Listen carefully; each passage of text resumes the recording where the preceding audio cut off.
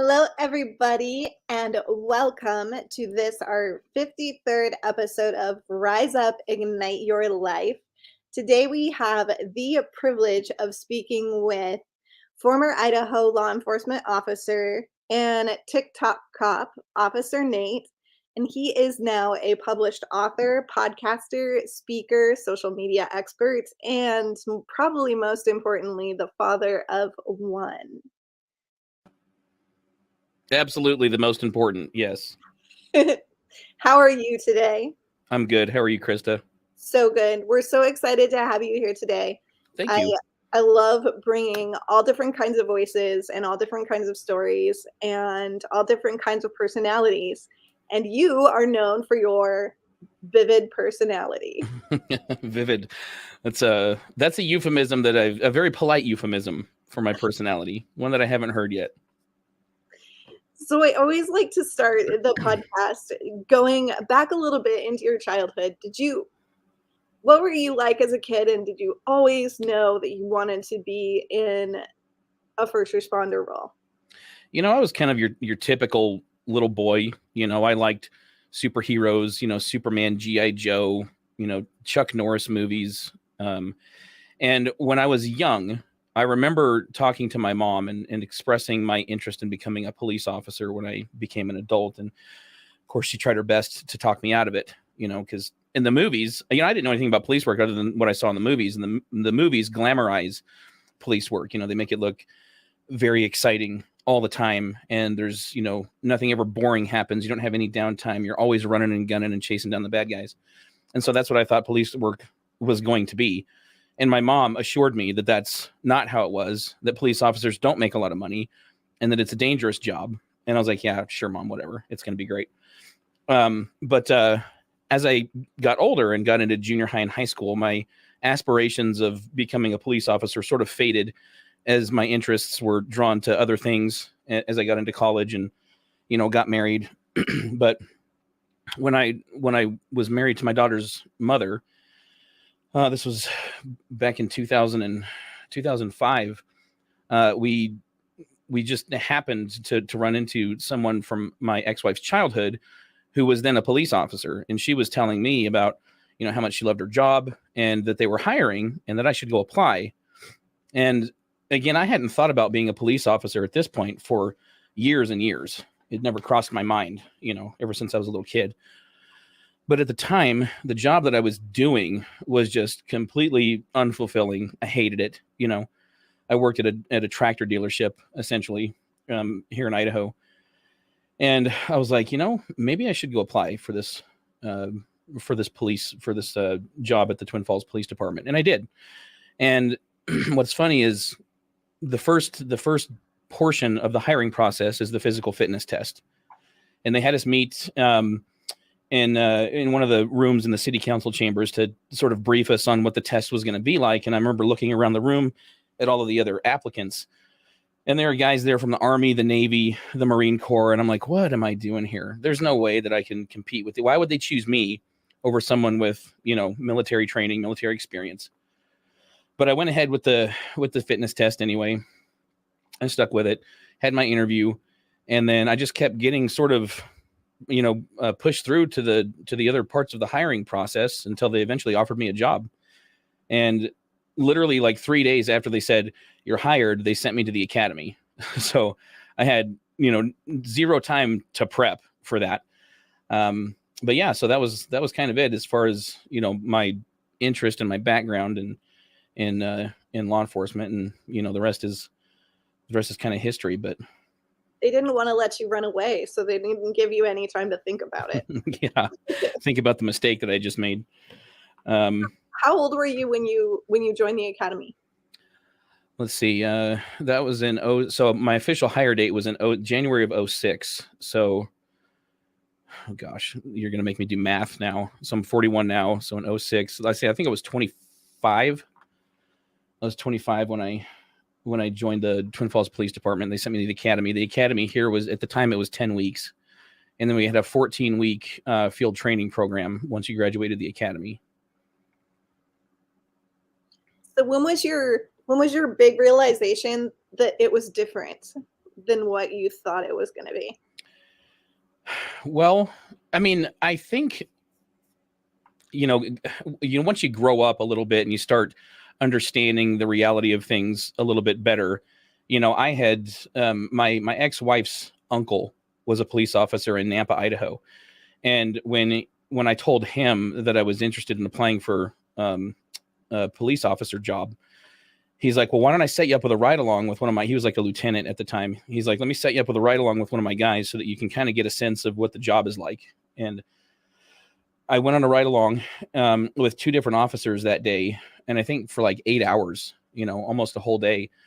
And I was fascinated, even though I'm like, okay, so this is a little bit different than they portray in the movies, but like, this seems like the type of work that I want to do. It's, you are free to some extent to sort of manage your own time, right? As long as there's not like a call for service that needs to be handled or something like that. But, as far as patrolling, making traffic stops and contacting people on the street, whatever the case is, like I said, as long as calls for service aren't stacking up, you can kind of, do whatever you want to do as long as it's, part of your normal duties.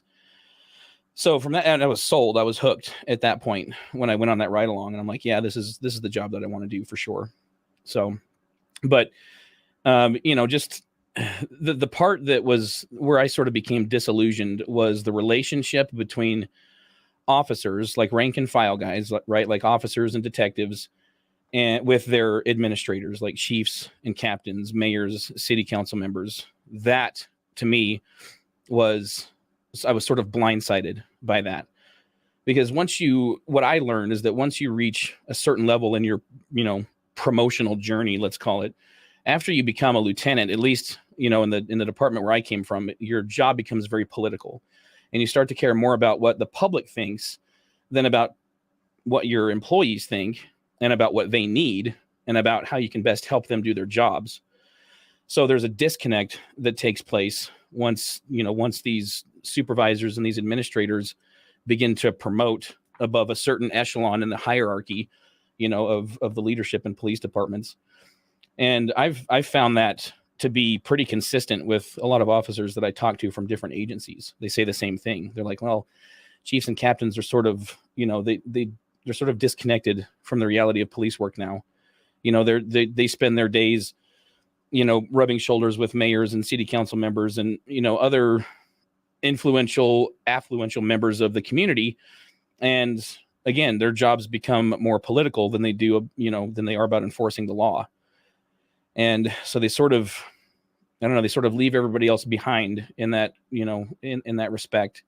And it becomes very frustrating for officers who try to, I guess, sort of maintain that good working relationship with their supervisors and administrators, because they see how they're being neglected, right? They see money being spent in places where it shouldn't be spent. And they see, all of these different places in the workplace where money could be spent to make the workplace environment better, to make us more efficient while we're doing our jobs. But the money never goes to those places where it's needed, and so those things build up and become very frustrating. But when you voice your concerns, it normally falls on deaf ears. And then when you become louder and vocalize your concerns a little bit more, then they're like, why is this guy making so much noise? Why is he giving us such a hard time? And now you become sort of the wild card in their opinion. And if you've watched one or two of my videos, you know that I'm not really the silent type. I'm not the type to keep my opinions to myself. And, maybe that's a problem that I have. Maybe that's something that I need to work on.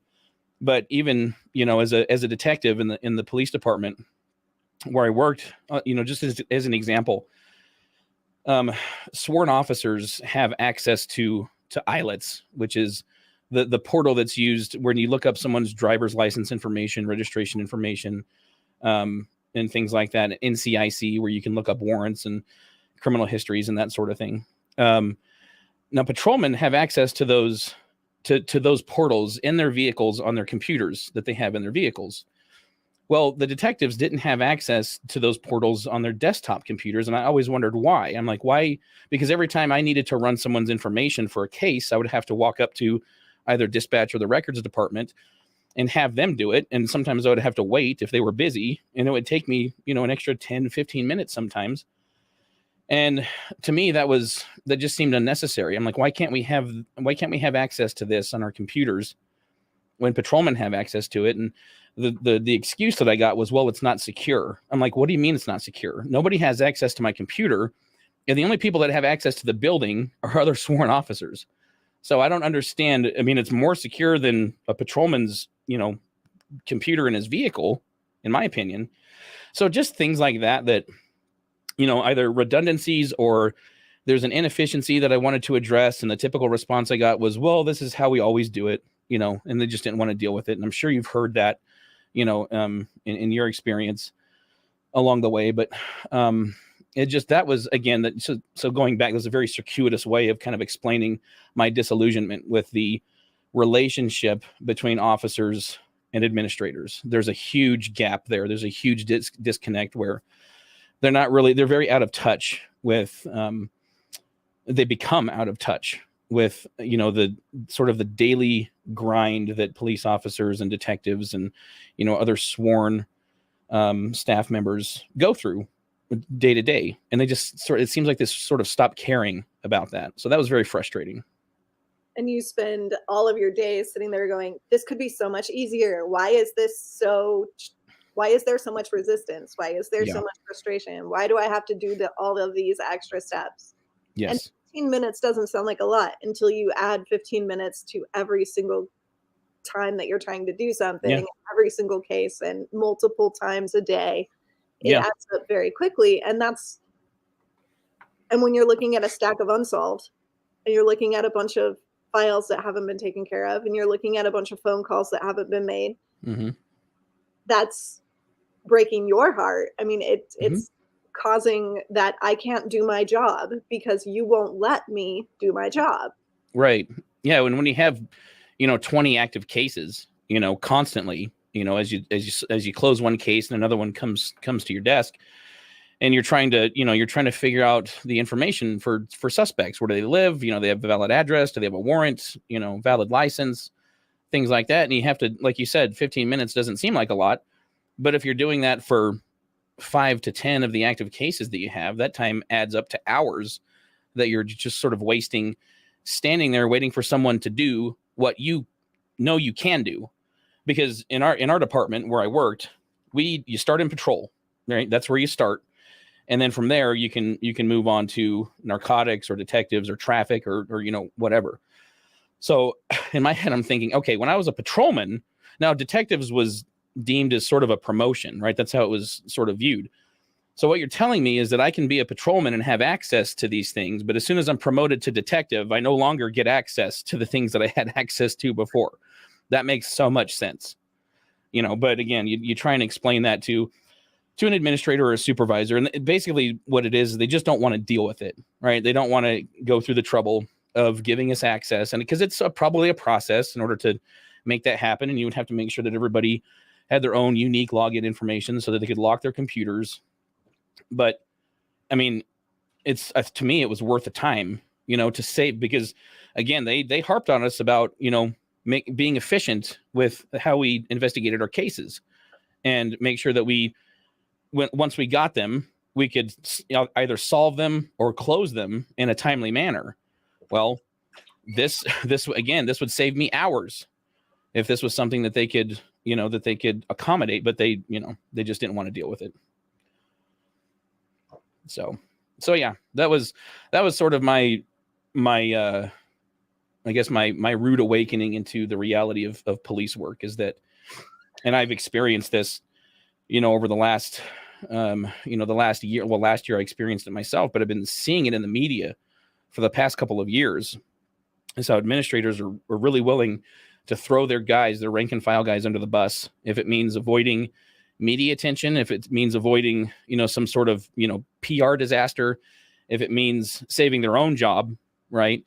Or if it means, avoiding a phone call from the mayor who might be angry about something. They're always willing to throw you because, they say it runs downhill, right? They're always willing to throw the guy at the bottom under the bus. And I just don't agree with that. I think very poor way of treating the guys who actually, the guys and girls who go out and put their lives on the line, who, run towards the danger and make tremendous sacrifices in order to be there during their shifts for 12 hours, sacrificing time with their family members, sacrificing, birthdays, weddings, graduations, what police officers sacrifice and what kind of sacrifices they make. And that's never acknowledged. Very rarely is it acknowledged by, by the higher ups. And again, if you get into trouble, quote unquote, right? If you're involved in a critical incident, or, a member of the public files a complaint, and that member of the public happens to know the mayor or a city council member, suddenly your life is turned upside down in an internal investigation, and you have no clue whether or not you're going to have a job, in the days and weeks ahead. And it's not fair. It's not fair to those officers. It's not right to treat them that way. And that's what I think needs to change about police departments. Well, and I think we forget too that particular problem, when it's at its worst, it's causing people to hesitate. It's causing officers to question taking force that they have to take to protect themselves. I think it's causing those momentary, if I do this, all of this shit's going to hit me and I'm going to get in trouble, or I'm going to lose my job, or they're going to put me in jail because I can't make the choice to protect my life safely anymore. There's nobody has my back. Yeah. So if I hesitate, I die. Yeah. And that's a really big issue. And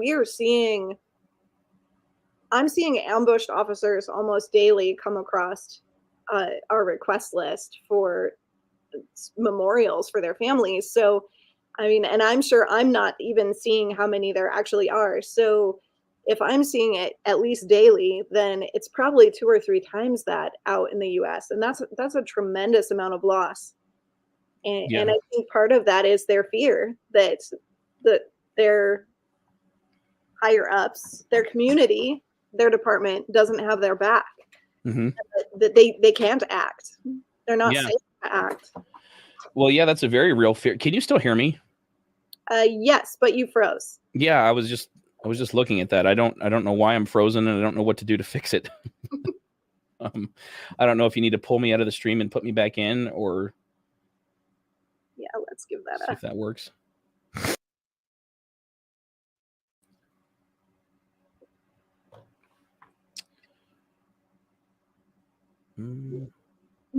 Uh-oh. Oh, great. You can hear me but can't see me, huh? Yep. Awesome. Let me see here. There you are. Switched my there we go. And we have you back. All right. Technical difficulties resolved. No, you're right. And we saw that a lot during the riots, in the aftermath of the George Floyd incident, especially in Portland. At least that's the one I remember the most, is because you had the city of Portland, or the state, assigning special prosecutors to prosecute officers who were trying to keep the riots under control. And I've never had to deal with a riot. I've had training in how to, in riot control, but it gets violent just because it's a riot. And so officers are going to have to use force. There's just no way that they're going to be able to control a violent, rioting crowd of people without using force. Yet violence is met with violence in use of force, situations. It's just the reality of it. But you had so many people from the left screaming about police brutality when they're dealing with these rioters, and they were calling them peaceful protesters at the time. and so they're assigning special prosecutors in order to prosecute these officers for their justified use of force during these riots. And in the aftermath of that, you saw a large part of the Portland Police Department just make a mass exodus. They're like, well, if we're going to get prosecuted for actually doing our jobs and defending ourselves, but also defending our city and all these federal buildings that they're destroying, then why would we want to come to work?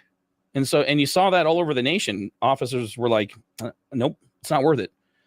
It's already almost not worth it for them. They get paid pennies, again, and we've already talked about a lot of the sacrifices that they have to make And now you add on top of that they're going to be prosecuted and possibly imprisoned because they were defending themselves or using even a low-level use of force that was justified in the eyes of anybody who can look at those situations objectively, use of force experts, even if they were within their department's policy and procedure. But you still see officers like Officer Dagus in San Diego County, or La Mesa City PD. I don't know if you're familiar with his case, but he was he was working on the transit property, like the train station. It was kind of a special assignment, if I recall correctly.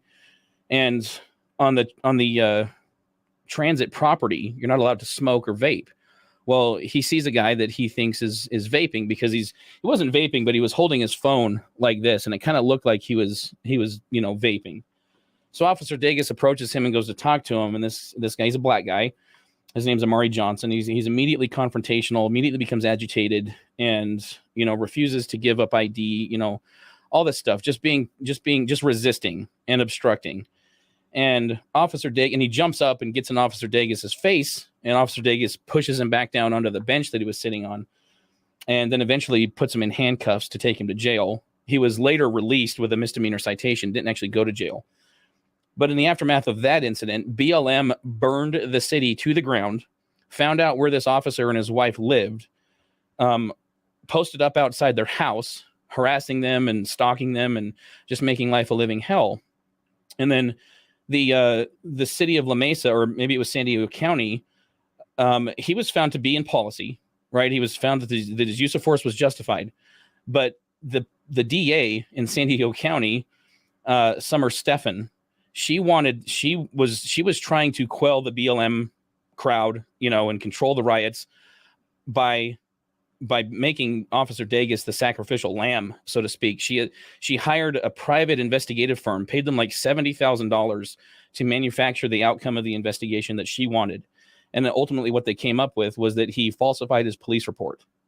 And so he was charged with that, had to go to court, had to hire attorneys, and they accumulated all of these legal fees, and he was eventually acquitted, thank God.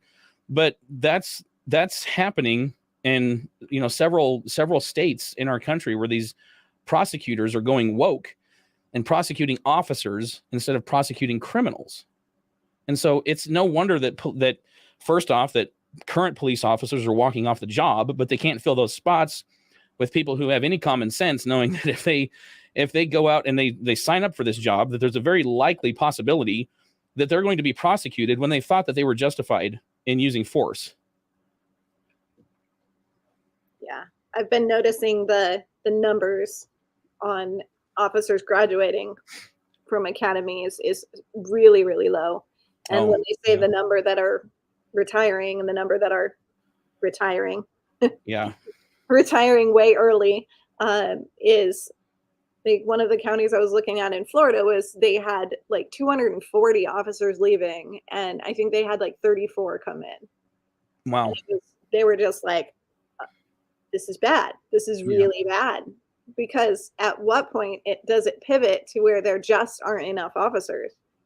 You know, I mean, obviously there's not already enough officers, but where does it pivot to the point where people realize there's not enough officers, and then they start going, oh my gosh, we need you. And then it is too late, because no one in their right mind will do it. Well, once you've crossed that line, you can't be trusted again, because, like I mentioned before, once you promote above, the position of lieutenant, and you become a captain or a chief or a mayor or whatever, you become a politician essentially, and politicians can't be trusted anyway, because most of them they make decisions based on whatever way the political winds are blowing. And, I think that's all this was at the time when they were prosecuting these officers. That was the political narrative at the time. It's like, no, we're going to be soft on crime and hard on officers. And instead of prosecuting criminals like we should and keeping them locked up like we should, we're going to go after the good guys instead and see if that helps our cause. And it's all about votes. That's all it's about. It's about getting reelected. But yeah, I mean, how are you going to expect people to trust you when they have no recourse? I mean, every once in a while, an officer's rights are violated. But like in Idaho's a right to work state. They can fire you, without cause for any reason, and there's nothing you can do about it. So in similar states, if you're doing your job, and you're doing it well, or even if you're just, trying to, fly under the radar and keep a low profile, and even just do the bare minimum, that's required of police officers, there's still a chance, that you're going to get hung out to dry. How do you think all of this affects officer mental health and suicide? Well, I think it's huge. I think it has a huge impact. And I don't think, there's definitely a stigma with police officers, seeking counseling and seeking therapy. A lot of them will view it as, well, they believe that they'll be viewed as being weak, as being unfit for the job if they need that. But also it goes back to the administration, because this happened to me with the Twin Falls Police Department. I had to go on family medical leave for 3 months because, I needed some mental health help. And I got counseling for, I think, 6 weeks or so, which helped me tremendously. And I give officers this advice all the time. I'm like, don't wait until things boil over before you decide to get professional help. Do it early. So it's kind of like preventative maintenance for your vehicle. You're changing the oil, checking, changing the tires, filters and things like that to keep your car running. That's essentially what counseling is for police officers. You got to stay out ahead of it, or else it'll catch up to you and it'll bite you hard. But the way administrators look at that is now you're a liability. Even if you are seeking counseling, once you show that you're human, right, and you can be affected by all of the vicarious trauma that you experience daily, now suddenly you're a liability, and they will figure out a way to get rid of you. Do you think that's still true? Well, I know it was true in my case, and I don't see. If they come right out and say, look, we noticed, we know you've been going to counseling, and, we know that you're having a hard time with, depression or PTSD or whatever it is, and so we're going to let you go. Obviously, they can't do that legally, right? There would definitely be a lawsuit forthcoming if that were the case. But in my case, I'll be completely transparent. When I came back from off of leave, and had gotten counseling and everything and was feeling a ton better, I was ready to come back to work. I had my attorney with me when we had sort of this come back to work meeting, with the city manager and the chief. And my attorney said, well, okay, so now what's the deal? Is Nate going to have a target on his back, until you guys find a reason to fire him? And they're like, no. We love Nate. He does good work. He's a great detective. He's been a great officer. We're glad that he's healthy. We want him back. And the only thing it took for them to fire me was a late report. Now, late reports are turned in all the time by officers, and I can't think of one time during my tenure with the Twin Falls Police Department that there was another officer who was fired for turning in a report late, right? And this was a case, this was a report that it was just, it wasn't going anywhere. It wasn't going to turn into an investigation. It was a report that was just going to be filed away. But they're like, oh, okay, we have something for which we can fire him, instead of the whole, oh, well, yeah, Nate, he's unstable now because he had to get therapy. So it's no wonder to me that officers refuse to seek it out. And when they refuse to seek out therapy or counseling, they turn to drugs, they turn to alcohol and all sorts of other, risky behavior. And that's why suicide rates are through the roof with police officers. Do you feel like there's been any progress recently, or are you feeling like it's a problem that's not really addressed appropriately yet? I don't think I not that I know of. I haven't seen or heard of any progress being made in that area. Before my life did a complete 180 last year, one of my goals was to go to school to get either like a counseling degree or like a social work degree so that I could provide therapy for first responders. Because you see in these bigger agencies like LAPD, for example, they have psychologists and psychiatrists, therapists who are actually on staff, and their sole job is the mental health of the staff members that work in the department, police officers, detectives, you name it. But mid-size and lower size agencies don't have that luxury. But even if they don't have that, even if that resource, appropriating funds can't be justified for that particular resource, at least they can have someone contracted with a police department so that mental health resources are much more accessible than they are now. So with my experience, we had EAP, the Employee Assistance Program. And when they put me on leave, they handed me a pamphlet and said, "Good luck, call us when you're better." And I'm like, okay. So, I took the pamphlet, and it was just like, it was a hard time for me. I was very depressed, just struggling with a lot of things at work and in my personal life. And I thought they were just looking for a reason to fire me. And I thought that was imminent, and so I'm just sitting at home by myself looking at this pamphlet. And I'm like, well, I guess I might as well call the number. I call the number, and like this 18-year-old kid answers the phone, and he's yawning because I think I just woke him up from his nap. And he's like, "Hello." And I'm like, "Is this the Employee Assistance Program?" He's like, "Yeah." I said, "Okay, I'm not quite sure how this works, but I'm looking for a counselor." And he's like, "Well, you just got to call around in your area and find one that accepts EAP assistance, and then just go with them." And I'm like, this process could not be more humiliating. You know what I mean? But I did. I followed through with it. I found a clinic here locally that accepted the Employee Assistance Program funding or financing. And that's when I started to get counseling. And again, I felt so much better.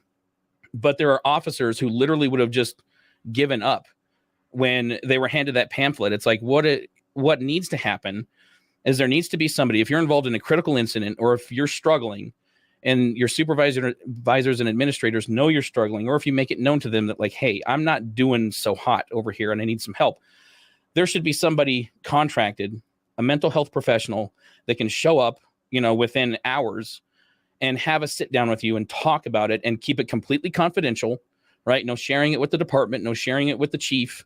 Nobody knows your business, because that's the other thing is, if you do a fit for duty evaluation, which I had to go through, I had to meet with a psychiatrist and do a fit for duty evaluation. All that information is handed over to my department. It's like, okay, so there's just zero privacy. Yeah. So they have to be trusted to keep your information confidential, for one. And that's a big step, in going in that direction. But the access to that needs to, this person, whoever, this psychologist or whoever it is, each officer should have the phone number for this person, right? So they can say, "Hey, I would like to sit down and talk with you and like do a consult or do a session or something." And, that stuff should be, I don't know, it should be subsidized in a way so that it doesn't cost the officers an arm and a leg, or covered, could be covered by their insurance or whatever, or, have the department pay for it. Because we pay city attorneys. The city pays for city attorneys that are very expensive. And I don't think it's too much to ask to invest in someone who is an expert in mental health to take care of these officers and help them get through whatever they're struggling with mentally and emotionally, because usually it's a product of their day-to-day job. Yeah. Thank you for that. That was a huge confirmation that you just described the system that Battle to Be is actually trying to implement. We have a modular training system that from hire to retire and beyond that we want to bring into every department, that addresses all of the information everyone needs ahead of time. Everyone needs to know what PTSD is, what the signs and symptoms are before they take the job. They need to know what the risks, they need to know about suicide, not for people out there, but for themselves. Everyone I've talked to says, I had a little mental health training, but none of it had to do with me. None of it had to do with what I might experience. So, and a system of immediate debriefing and crisis intervention and all of that stuff in place way ahead of time and used in a way that is commonplace. So every day when you write your reports, you assess if it was how high stress was the day-to-day, and it's normal. If you went out and 3 kids were killed, it's going to be a higher stress day than normal, right? Right. So it just kind of shows, it gives administrators a way to tell who might be needing extra resources, and those resources, as you say, are available to you guys. You call when you want, completely confidential, not accessible to the department. The department doesn't know when you're seeking resources. It's Yeah. literally just numerical in the context of someone sought resources. This is how many people we served in your department, Yeah. but never who is seeking Right. counseling, who is seeking resources, and just normal trainings with tools and resources for coping and resiliency and all of those things that people just aren't taught normally. I Mm-hmm. can't even tell you how many officers I've had who are right, like 20 years in, deep in post-traumatic stress, and they've never been taught how to breathe, Yeah. to connect their nervous system, to do any of that regulation. Nobody Right. ever taught them how to breathe or to ground or just really super simple things Yeah. that you guys should have right out of the gate. Yeah. Like children should be taught this stuff. Everyone should have this stuff on board. So if we Yeah. just make maintenance and protection of mental health normal, then we're going to have a lot less recovery of Mhm. mental health after the fact. Yeah, I agree 100%, and I think that's super important. And I think you'll see, if we can make that a part of police culture, I think you'll see a huge boost in not only morale, but in people that actually want to come do the job. Because you mentioned that police departments can't fill empty positions. And I mean, here in Twin Falls, still, I'll run into an officer every now and then, and like, yeah, we're down 8 people. And 8 people in Twin Falls is a big deal, because we're a mid-sized agency, we're a mid-sized city, and I think if you have some reassurance as an officer that like, oh, okay, so this is all going to be accessible, it's going to be completely confidential. Yeah, I think I can get on board with this. But again, it all comes down to trust. Police officers are inherently mistrusting anyway, or distrusting, and you've got. And see, here's the thing too, is that you're going to have to fight. I guarantee you, when this kind of program is implemented in whatever agency, you'll probably have to fight a battle with the administrators, because they're going to want access to records. They're going to want access to, session notes. They're going to want access to how many times a certain police officer or detective has sought out mental health resources. They're going to believe that they're entitled to all of that. And my response is, fuck you. No, you don't get it. I don't care how much authority or power you think you have as a chief of police. If you really care about the mental health of your officers and you want them to go out there and be professional and be proficient and efficient in their job, then you will give them this. You will give them this program, and you won't meddle in it. You won't try and stick your fingers in it, and you won't try and get the information that they want to keep confidential. Well, I think there's a court case there that's going to have to happen. I think it's going to have to be pushed to the point that the legal rights to medical privacy are going to have to be put into place. We're going to have to make it a point that everyone's psychological medical records, unless they are a threat to themselves or a threat to other people, is protected. We Yes. have that legality in place already.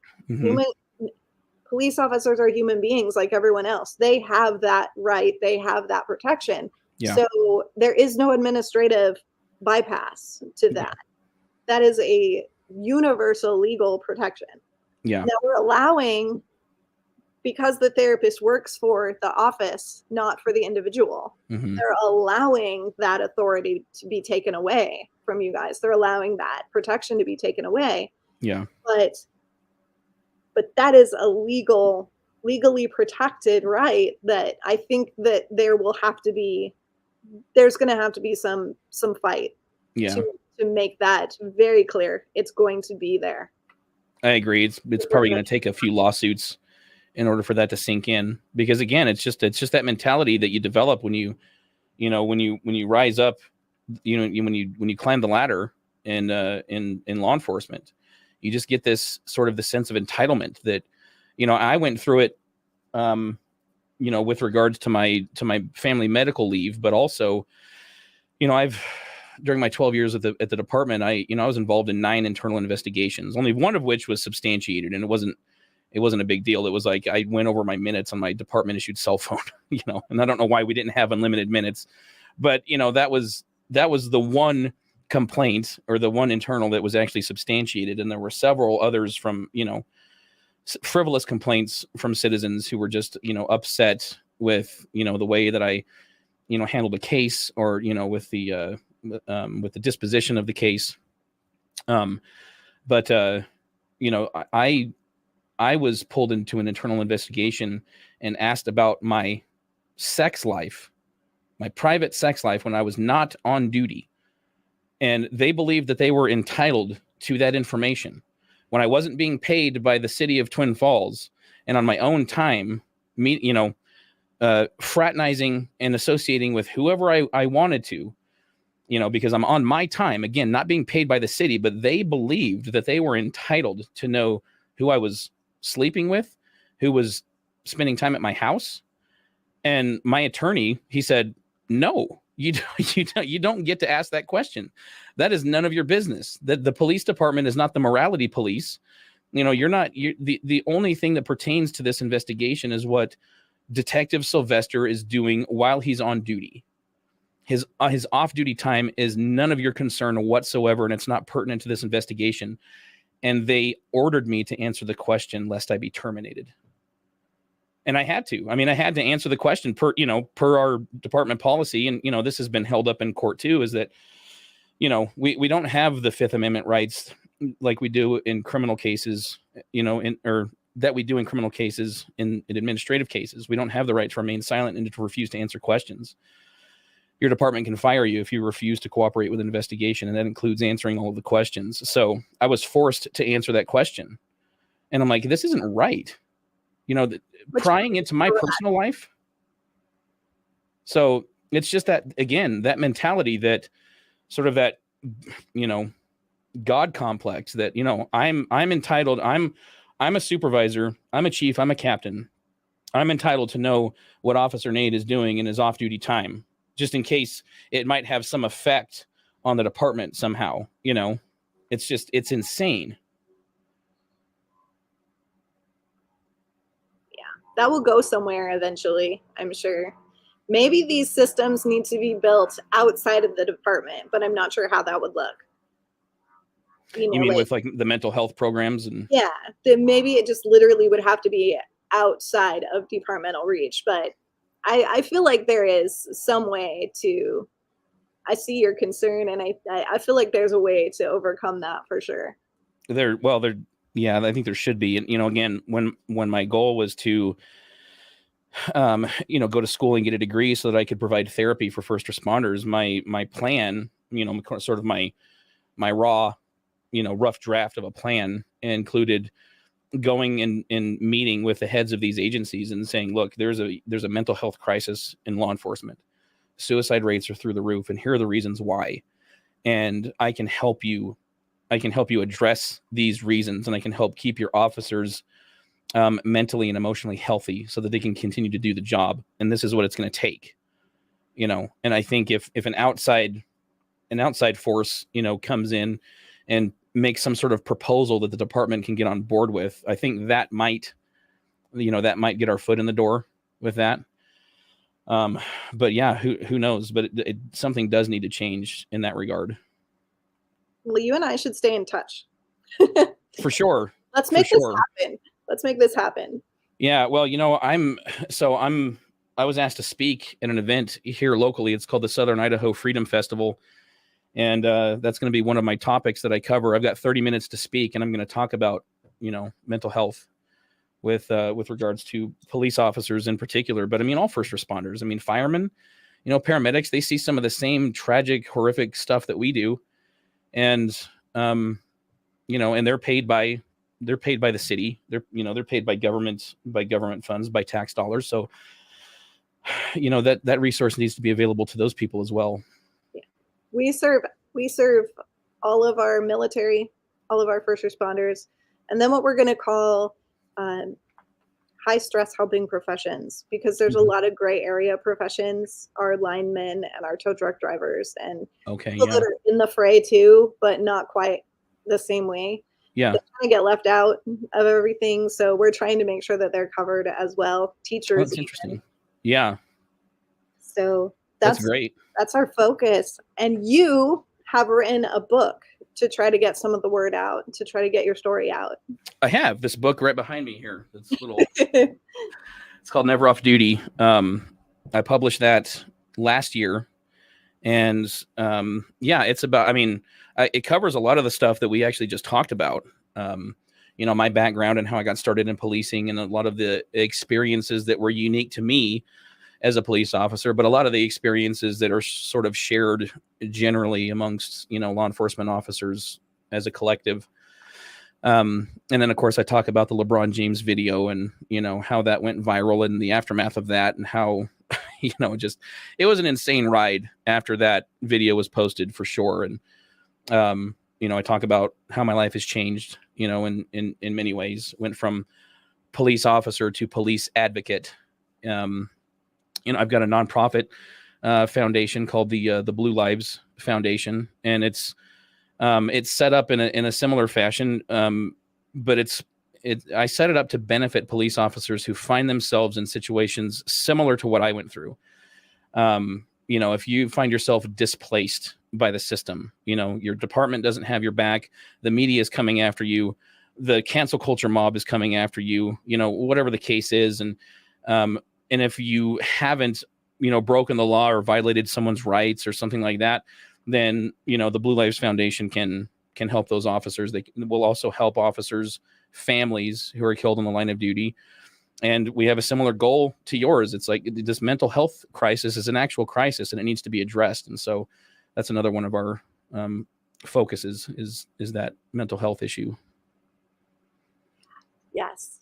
I love that your organization is a little bit unique, and that you have added, there's a million organizations that are like, ooh, let's stop suicide. But so many of the organizations out there aren't willing to say, what are you doing to stop suicide? Yeah. Oh, we bring awareness. Okay, what are you doing to stop suicide? Yeah. Just talking about it isn't enough anymore. Yeah. What are you doing to create change? What are you doing to get underneath these systems? What are you doing to tear down these structures that are devaluing the lives of our first responders? It takes more than t-shirts and talk. Right. Yeah. And I've told people this before, and, I probably don't say it enough, but, I'm willing to travel to go meet with an officer who is in some sort of crisis and say, hey, I've been there. I've been through it. Let's talk about it. If you're willing to talk to me, I'll share my experience and how I got through it. And hopefully that will help them figure out how to navigate their particular issue.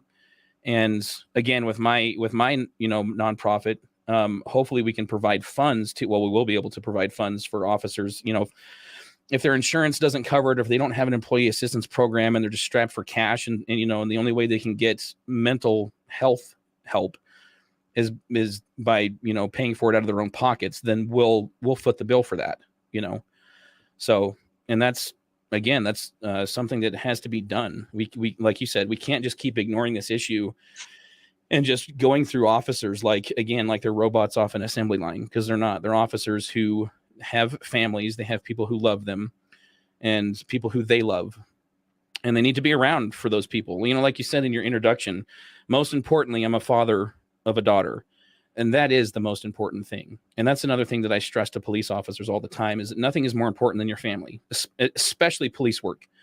Don't sacrifice your relationship with your husband, with your wife, with your kids for the sake of this job, because it will not give you that time back. It will not mend those relationships for you. If you allow this job to completely consume you, it'll tear you apart. It'll tear your family apart. It'll ruin your relationships with your friends and other loved ones.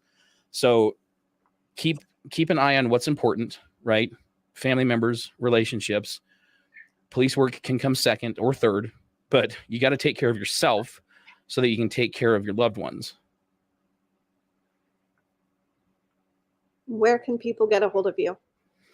They can go to my website, the bluelivesfoundation.org. That's where they can order my book there, and they can also donate to the nonprofit. I'm on TikTok as Officer Nate 1.0, and I'm on Instagram, Facebook, and YouTube at The Officer Nate.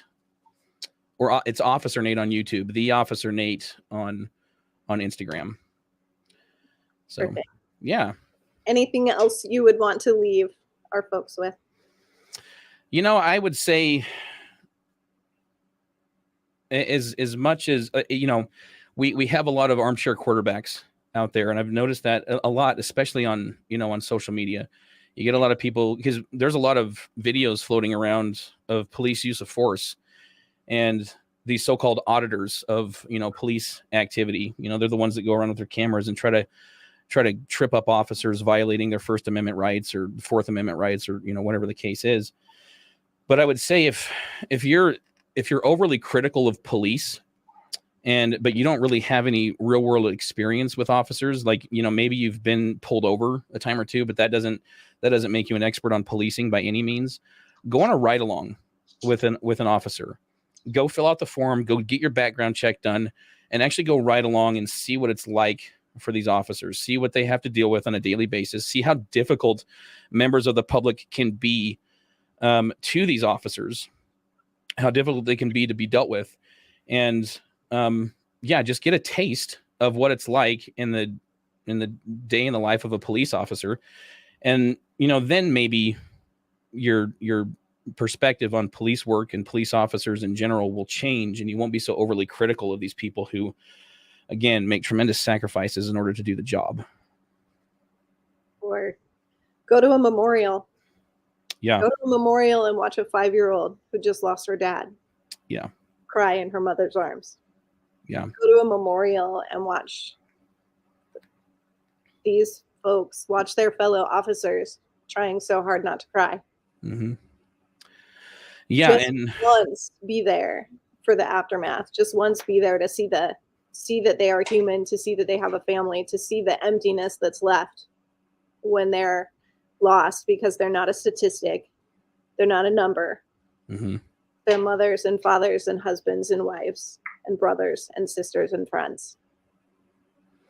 Absolutely. And, when you see this is an issue with mainstream media, is because, again, they want sensationalized news because they want ratings and they want people to react emotionally to their stories. And the only time they're ever going to report on police work is when they can report on a police use of force and spin it in a way that's going to, invoke outrage in the public. And usually that means painting the officer in a bad light and making it seem like he wasn't justified in his use of force. But before you have a knee-jerk reaction to those news stories, look at it objectively, do some research, because typically these stories come out seconds or minutes after the incident occurs, and you don't have all of the information. It's taken completely out of context in the news story.